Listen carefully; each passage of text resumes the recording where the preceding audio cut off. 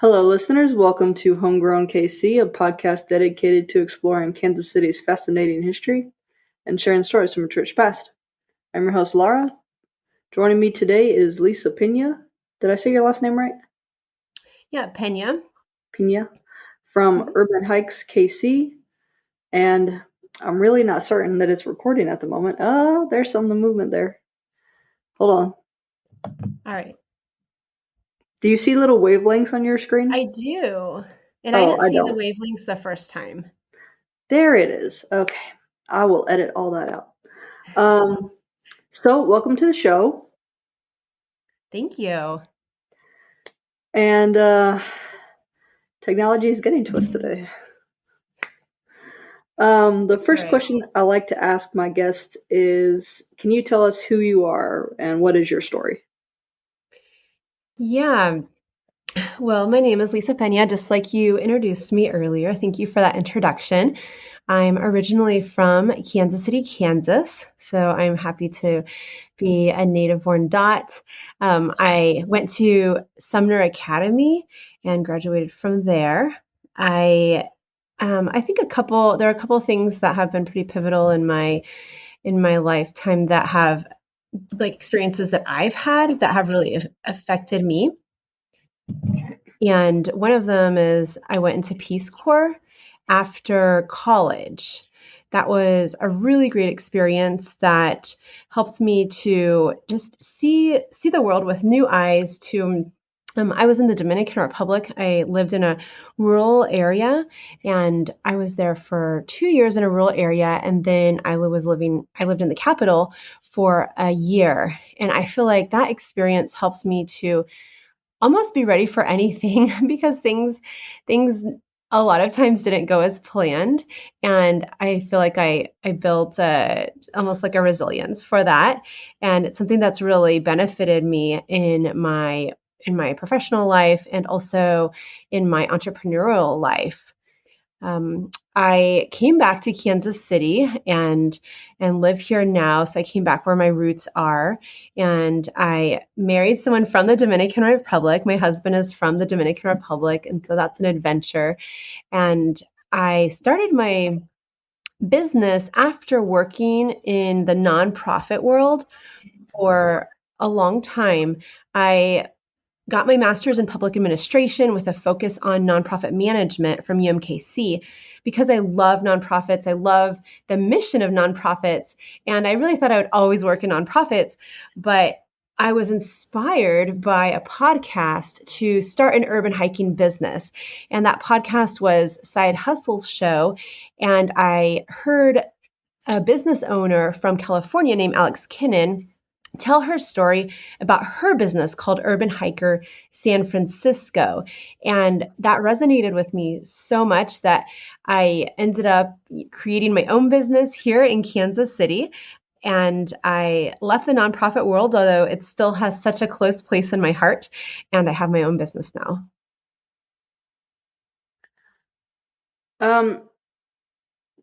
You are the first of my guests to have been in the Peace Corps. Can you talk about that a little bit more? What kind of stuff did y'all do? Yeah, definitely.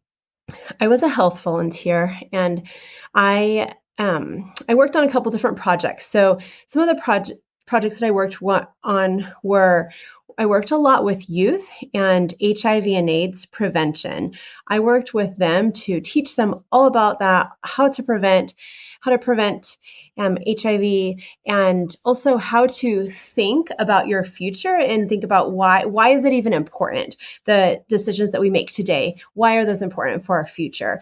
So I taught a lot about that, and then those youth ended up learning the specific presentation, and then they would give that presentation to other youth groups. So it was a lot of fun. We would visit another youth group, possibly of another Peace Corps volunteer in a different community. We would share our presentation. So it was a youth giving the presentation that I had taught them. And then that youth group would often share a presentation with us. For example, a presentation about conserving the environment or something like that. And it's just a presentation that was a different topic than what we had.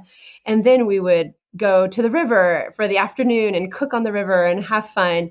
And so it was a whole day's ordeal. And we would do a lot of those different meetups with different youth groups. So it was youth teaching youth. Additionally, I worked a lot with women and I taught women how all about nutrition. And I was open to teaching the whole community about nutrition, but really it was just women who came to my nutrition classes. And I would work with the women to teach them how to use things that were at their fingertips that they might not be using. For example, sweet potato is grown a lot there. It just you can easily have sweet potato growing in your yard, and you can actually eat sweet potato leaves and they taste delicious in beans. And so I would teach, how you can use those sweet potato leaves. Or they have avocados growing everywhere there, at least where I was in the Dominican Republic. There are avocado trees everywhere. And avocados, were eaten all the time, but no one knew how to make guacamole. And so I taught them how to make guacamole and how to add even more vegetables with avocados. So I taught them a lot about nutrition.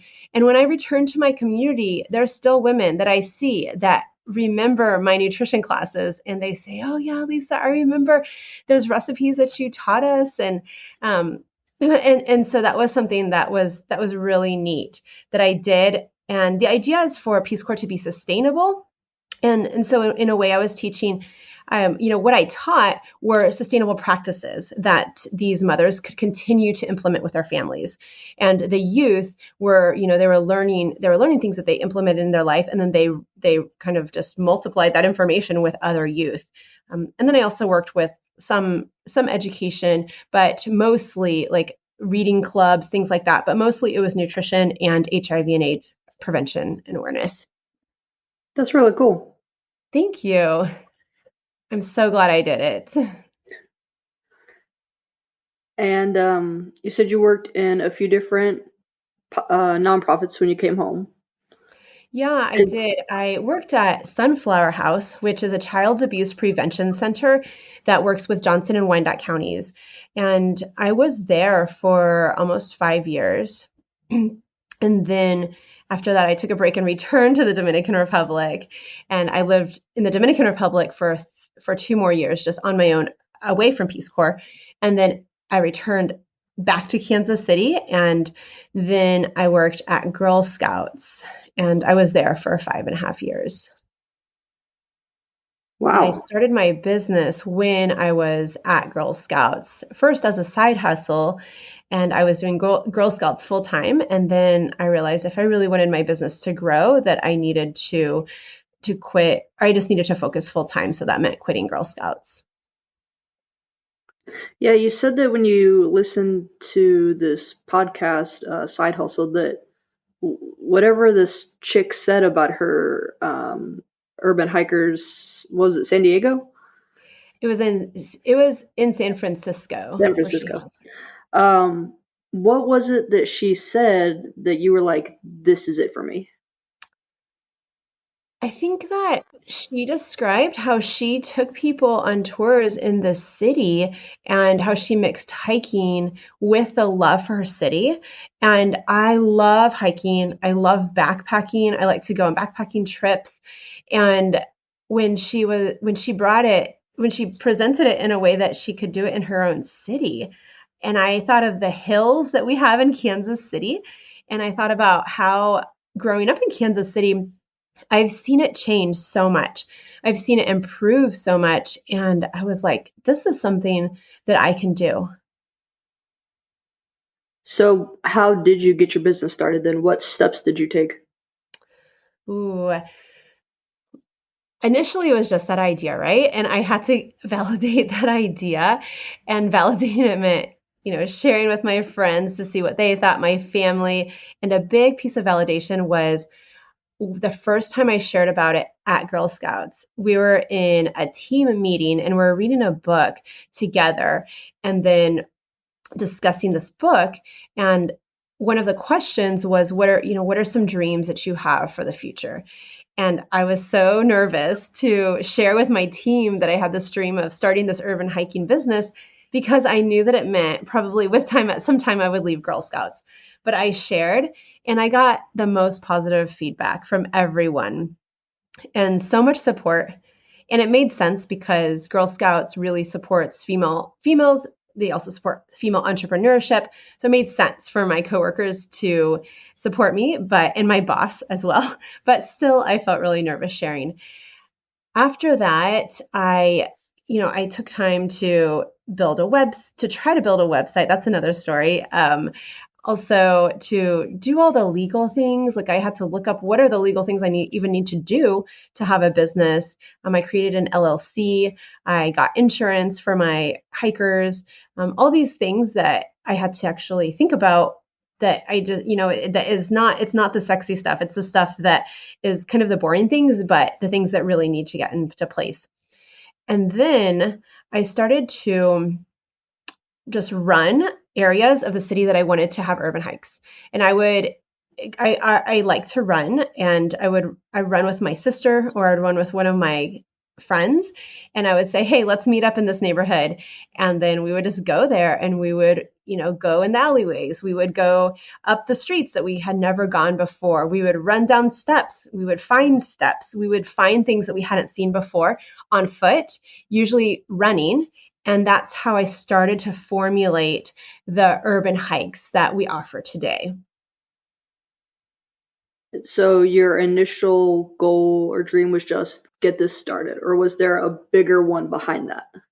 It was just to get it started. I thought that it would remain a side hustle, but then I was like, as I mentioned before, I did turn it into a full-time hustle, but at the beginning I thought, oh, it'll be so much fun to have a side hustle. Can you talk a little bit more about that transition? Yeah. Well, the transition was at a little bit of an awkward time. I had the transition in 2020. So in 2019, I decided I let my job know that I was going to work until the beginning of 2020, and I and that was my plan, and so I did follow through with that. But when I ended up finishing up at Girl Scouts, we were in stay-at-home orders. So that really threw me for it. That really just, I was like, what do I need to do during this time? Because I've quit my job and I need to still be able to work on it. And hopefully we won't be in the situation forever. So during that time when we're at the stay-at-home orders, I really worked hard on my social media presence. I didn't have an Instagram at the time, and I opened an Instagram for my urban hiking business, and I also started to be more deliberate about posting on my Facebook. And that was a lot of what I did. And I did a lot of networking, even though we weren't doing in-person networking. I remember I would meet with people through Zoom. People would refer me to someone else, and I would happily meet with almost anyone over Zoom. And I remember those conversations were beneficial. And working on that social media presence was very beneficial as well, because a couple months later, everything opened up, and then Kansas City was looking for things to do outside. And I had it. I had my urban hikes, and then people started to book my urban hikes in June of 2020 and on. And then from there, that's when I've seen real growth. Yeah, I remember that summer. It was like, okay, we can leave the house, but you can't go to someone else's house. Right. Yeah, we remained socially distanced and we wore masks on our urban hikes, so we did it safely. So the first hike that I went on with Urban Hikes was with you. And one of the things I loved the most that you did was you were like, hey, this business, I've been here several times and I've talked to the owners and the patrons, and here's why it's so cool. So, did that develop as you continued to do the hikes, or was that deliberate on your part and that was part of the networking you were doing? Mm. I think from the beginning, I was deliberate about talking to specific business owners, not all of the businesses along the way. But when I think about my initial route, which is our Crossroads and West Side route, I remember from the beginning going into Los Alamos in the west side and saying, hey, I'm starting this business and I want to stop for aguas frescas, which is like a fresh fruit juice at your business. And can we stop on Saturday mornings? And what's your story? And he told me, the owner, Agustin at Los Alamos in the West Side, told me his story. And then I would share that story on the hike, even if we didn't end up going in there, but often we would go in there and get aguas frescas, the fresh juice.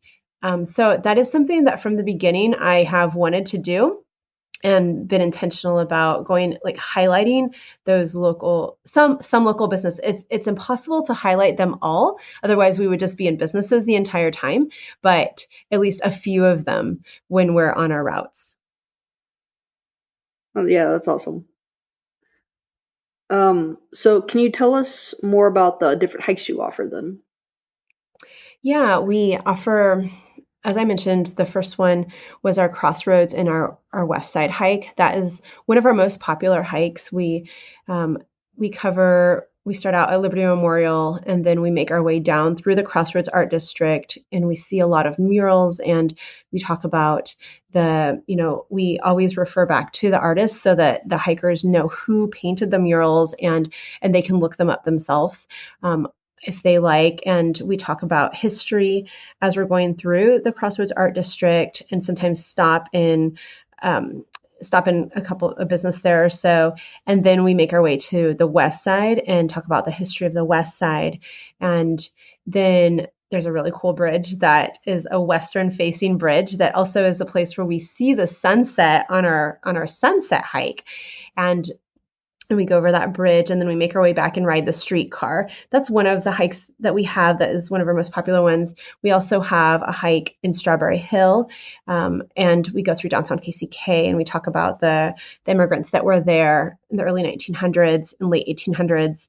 We have a hike in the Quindera ruins and we go through the trails that are there and we talk about the remains of the structures that are there from the buildings. And this area, it's almost like a sacred area because this is a place where people who were enslaved would escape from Missouri and they would get to Quindaro. And that was our first step onto free ground. However, they weren't completely free. Sadly, they still couldn't just roam free in that Quindaro area. But we talk about that and we talk about what the remains are of the buildings that were there. We also have a mural hike that is based on the murals that were painted during the Spray See Mow Mural Festival. And that's spray like you're spray painting, see like you're looking, and mow for Missouri. They also have a website where you can find all of their murals. We have a plaza hike that focuses a lot on J.C. Nichols and his history. And we talk about redlining and we talk about his covenants that he had, his racist covenants that he had, and the changing of the name of the fountain that used to be called J.C. Nichols Fountain. But at the same time, we highlight the aesthetically pleasing things of the plaza and highlight how it has been around for 100 years. We also have a northeast hike, and that is mainly along Cliff Drive and along that area. And then we have a River Market West Bottoms hike as well. And those are the majority of the hikes. We have a lot of options, but there's still many more ideas of what we could develop. Yeah, I've done 2 hikes with you, Strawberry Hill and Northeast, and did a mini set about both of them so my listeners know how awesome they are. Oh, thank you. Yeah, I remember when you were out on our Strawberry Hill hike.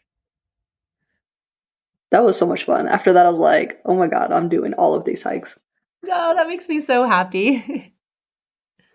Yeah, so I should have asked this a little bit earlier, but you do incorporate so much history into your hikes.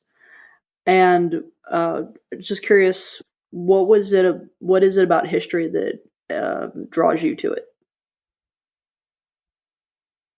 I think I phrased that a little bit backwards. What'd you say? I think I phrased my question a little backwards. No, that's fine. What is it about history that draws me to it? Yes. There is so much history in Kansas City that we don't know just because we live here.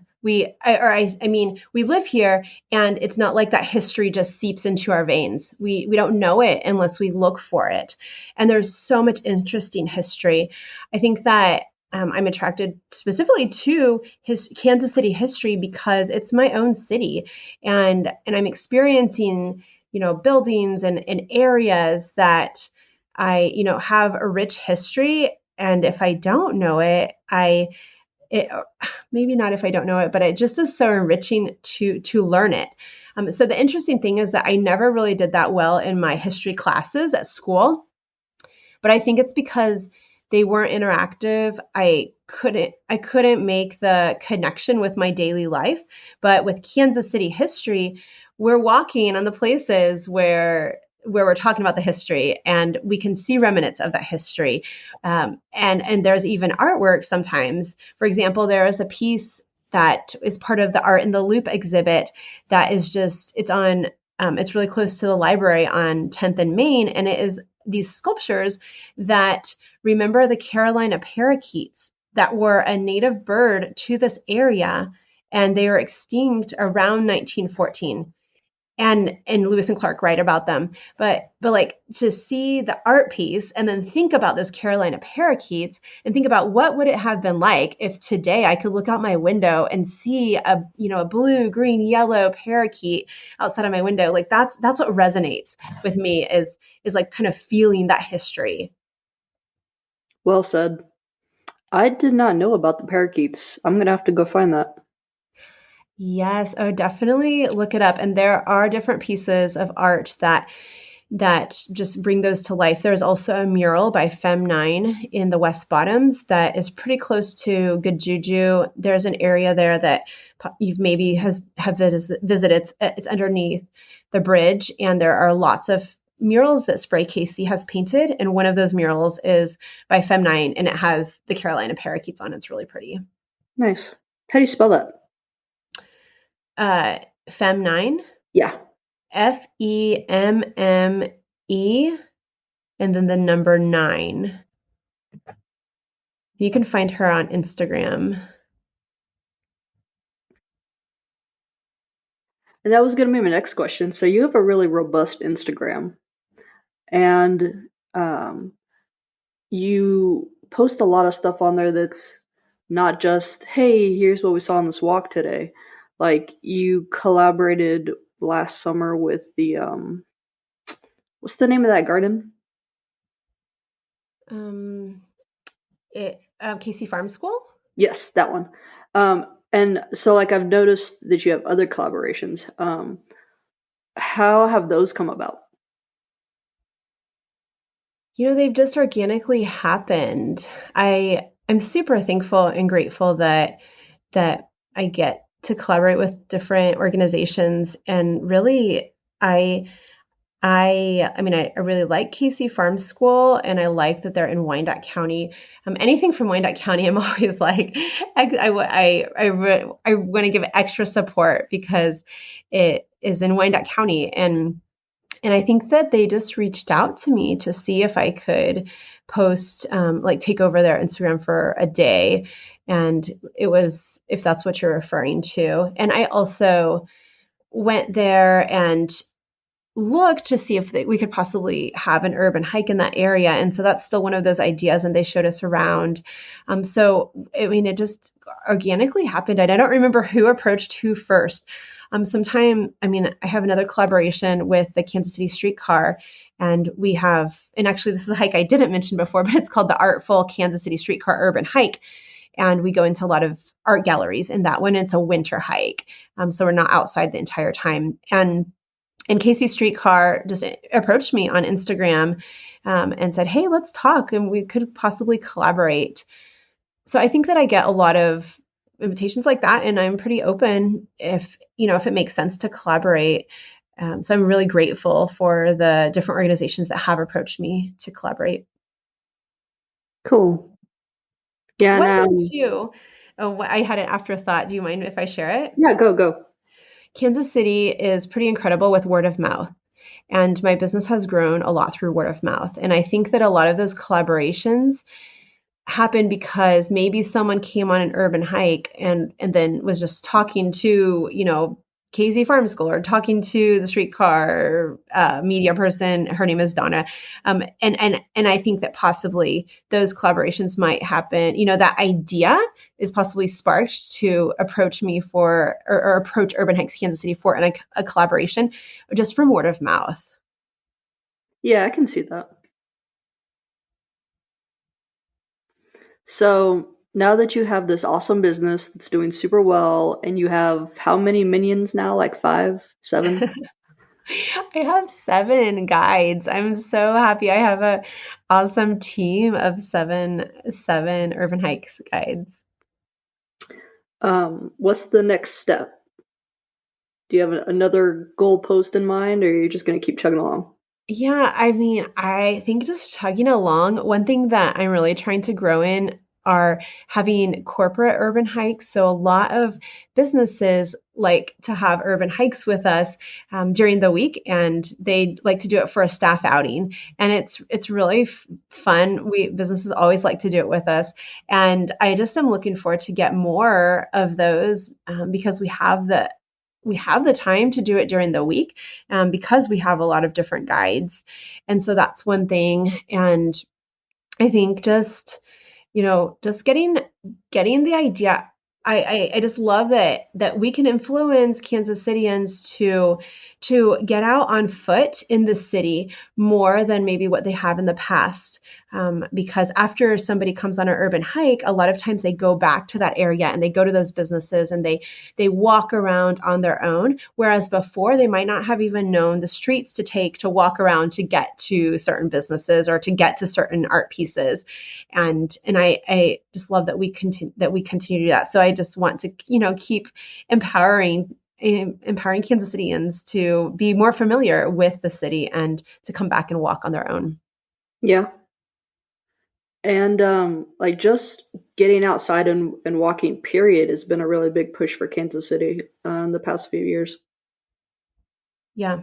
Yeah, it really has been. And there are lots of trails that are being that are being developed. I'm on the Riverfront Heritage Trail Board, and from there I hear about a lot of trails. Like there's a possible Green Line Trail, or there is plans for a Green Line Trail in Kansas City, so like a big circular trail that goes around Kansas City. There's a new park that will be the South Loop Park in front of where Three Light is being built. There's, the Rock Island Bridge. There's all of these trails and like areas to actually be outside that are being developed within the last couple of years. And so I agree with that push that Kansas City is doing to get our locals outside.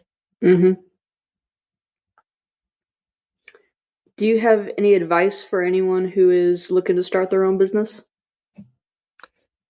I would say to not give up, to continue. There are going to be times where you're going to think, "Oh, I don't make any money." And that happens at the beginning. And so maybe that's another piece of advice, to have some savings at least for the first couple of years, because it takes a while to actually build, build build a following, build, people who are interested in your product no matter what it is. And I've seen that. I remember, I could have given up in 2020 during the stay-at-home orders, but I didn't. But I think just to continue to keep going, and if you need to pivot a little bit, that's okay. But if somebody has a business idea and really wants to make it happen, the consistency and perseverance is in most cases what helps it to happen.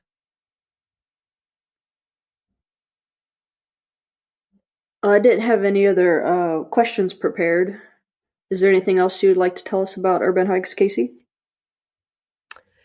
Well, I think that your podcast is such an amazing compliment to it. I feel like when a lot of, I've gotten information from your podcast for our urban hikes. So I really appreciate your podcast. And I think that we have a similar audience, that a lot of listeners of your podcast would probably like an urban hike. And a lot of my urban hikers would probably like to listen to your podcast. Oh, well, thank you. You're welcome. So tell us all the things. Where can we find you? Get signed up for hikes, all of that. Yeah. My website or Urban Hikes Kansas City website is urbanhikeskc.com. And you can just Google Urban Hikes in Kansas City. And there we have an offering for an urban hike every weekend. Sometimes we have 2 different urban hikes that someone could sign up for, 2 different options. And you just sign up by going to urbanhikeskc.com and click book today. And then you'll see a whole calendar of urban hikes that are upcoming urban hikes. And you can choose the urban hike that you want to have.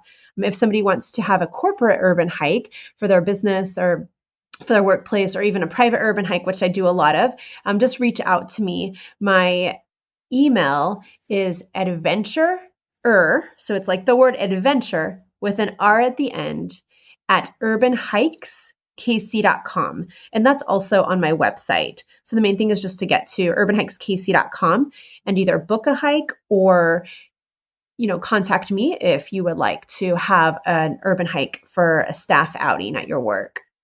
And then my Instagram is Urban Hikes KC, Instagram and Facebook. And we also have a newsletter that's a monthly newsletter, actually. And you can subscribe. Anyone can subscribe to that from our website. Excellent. Well, thank you for joining us today. Yeah, thank you. It's such an honor, especially because I listen to your podcast, so it's so exciting to get to be interviewed. Thank you so much, Laura. You're welcome. Thank you. No problem. And thanks for joining us. Cheers. Thank you for listening to this episode. If you enjoyed it, you can listen to it and other episodes with other cool people besides just me, archivists, museum curators, historians, etc. by becoming a financial supporter of the show. There are a couple of ways you can do so. You can become a Patreon supporter at patreon.com/homegrownkc. That's patreon.com. Or at redcircle.com/homegrownkc. That's redcircle.com. Or if you don't want to be a monthly supporter, you can give a one-time donation at Red Circle or at ko-fi.com. That's ko-fi.com. You can give as little or as much as you want, even as little as $1 a month. If you become a Patreon supporter, you'll be charged the day that you sign up and then on the first of every month following. You get 3 things. 1, you get an item from the merchandise store valued at $5 or less. 2, you get a shout out on every episode and social media post. So thank you, Bjorn, Joan, and Thomas, for your continued support. And like I said, you get access to other exclusive bonus content. Additionally, if you give a one-time donation on Ko-fi, 1% automatically goes to help fight climate change. If you cannot support me monetarily, which I totally understand, you can still support me by following and subscribing to my Facebook, Instagram, Pinterest, Twitter, and Tumblr pages. I also have a YouTube channel. Hopefully, I'll eventually build up the YouTube channel. I am Homegrown KC on all of them. Please rate and review me on wherever you listen, but especially on Apple Podcasts. You can visit my website for additional information on every topic. That's homegrownkc.wordpress.com.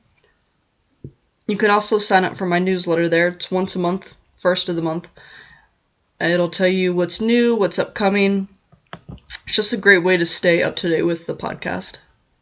If you have any questions, comments, concerns, or episode suggestions, I'd love to hear from you. You can email me at homegrownkcpodcast@gmail.com or send me a message on any of my social medias. For merchandise, visit www.zazzle, that's ZAZZLE.com /store/homegrown_KC_store. Thank you goes out to my talented sister-in-law for the creation of my logo, to the Dear Misses for the use of their song Kansas City as the intro and outro music of each episode, and to local libraries which enabled me to gather all my research. And thank you to you for listening.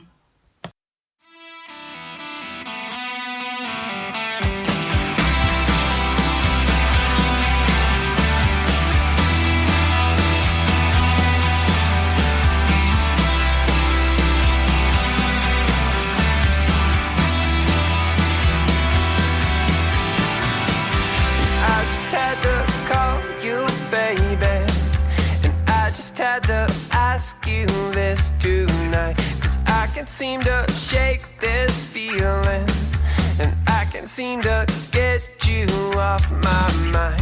Thought I lost my nerve forever, and I know that it's now or never to try and see this through. Tie loose ends up with a bow and start anew. We could talk